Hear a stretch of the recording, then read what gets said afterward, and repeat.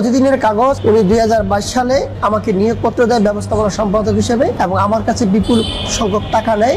Office decoration থেকে শুরু করে সকল কিছু সে আমার টাকা দিয়ে করা হয়। সে আমাকে বলেছে সে পত্রিকাটি আরেকজনকার কাছে ছিল, মাহমুদুল হাসান রতনের কাছে ছিল, সে পত্রিকাটি সে ক্রয় করেছে। সে আমাকে এই কথাই বলেছে যে ক্রয় করেছে। যখন আমি কাগজপাতি চাই তখন সে আমাকে কাগজপাতি ডকুমেন্ট দেখাতে পারে না।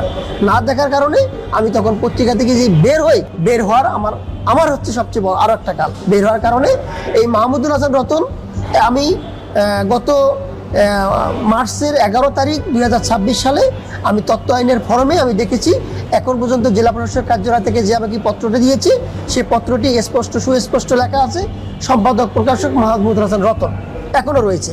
তাহলে এই পত্রিকার নিচে যে নামটা দেখা যাচ্ছে ভারপ্রাপ্ত সম্পাদক খায়রুল আলম রফিক এবং ইয়াসমিন, কে ইয়াসমিন সেটা আপনারা খুঁজে বের করে নিন। এই পত্রিকাটা দিয়েই তার কাজই হচ্ছে আমি সহ ওখান থেকে 2022 সাল থেকে 2026 সাল পর্যন্ত প্রিন্টার্স লাইনে এই পর্যন্ত প্রায় 100 লোকের নাম পরিবর্তন করা হয়েছে। উনি কয়েকদিন পর আমাকে দিয়ে টাকা নিয়েছে, আরেকজনকে দিয়ে টাকা নিয়েছে। তার ব্যবসাটাই হচ্ছে প্রিন্টার্স লাইনে ব্যবহার করে এটা সন্ত্রাসীমূলক এবং বিভিন্ন তার কাছে মানুষের কাছে টাকা নেওয়া, তার ব্যবসাই হচ্ছে এটা এবং কাঠ বাণিজ্য করা। এটা আমার যেটা মনে হচ্ছে, আমি থাকা অবস্থায় যেটা বুঝেছি। আমাকে ব্যবস্থাপনা সম্পাদক দেওয়ার পরে যখন পত্রিকাটি ঢাকায় প্রকাশিত হয়, আমি যখন জানতে পারলাম এই পত্রিকাটি ময়মনসিংহের, অথচ ডিক্লারেশন এবং ছাপাখানা সবুজ পেন্টিং নামে একটি প্রেস রয়েছে, সেখান থেকে ছাপাখানার কথা। কিন্তু পত্রিকার লাইনে দেখবেন আপনি লেখা আছে 92 মতিঝিল আরামবাগ, অথচ সেখানেও পত্রিকাটি ছাপানো হয় না। এই পত্রিকার যিনি রয়েছে আমি তার সঙ্গে কথা বলছি, সে বলেছে তার ওখানে পত্রিকা ছাপানো হয় না এবং যে তার বিরোধিতা করবে তার নামে মামলা দিয়ে হয়রানি করা। তার কাজ হচ্ছে মামলা করা আর সেকেন্ড হচ্ছে প্রতারণা করা। তা আমার কথা হচ্ছে প্রকাশক সম্পাদক যদি উনি হয়ে থাকেন তাহলে বিশেষ প্রতিনিধির কার্ড নিয়ে সংসদে যেতে হবে। আমার বোন, আমি তার নামে করে দিয়েছি। সেই ফরমের মাধ্যমে আমি যে প্রক্রিয়া মেনটেন করতে হবে সবগুলো করে আমি ওনার নামে দিয়ে দিচ্ছি।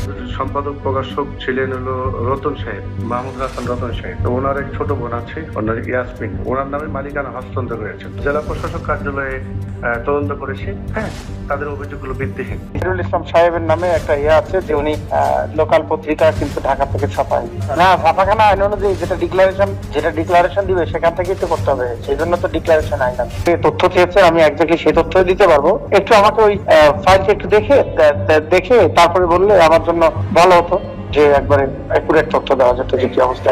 তারপরে আমরা তাদের বিরুদ্ধে যে ছাপাখানা আইনে মামলা করবো। আমার এখন রিকল হয়েছে যে খায়রুল ইসলাম সাহেবের নামে একটা আছে যে উনি লোকাল পত্রিকা কিন্তু ঢাকা থেকে ছাপায়। ওনার ডিক্লারেশন আইন অমান্য করে যদি কোনো ছাপাখানা করা হয় সেজন্য আমরা শোকজ দিয়েছি। ওনার জবাব পেলে সেটা আমরা পর্যালোচনা করে তারপরে অ্যাকশন নেব, প্রয়োজনীয় ব্যবস্থা।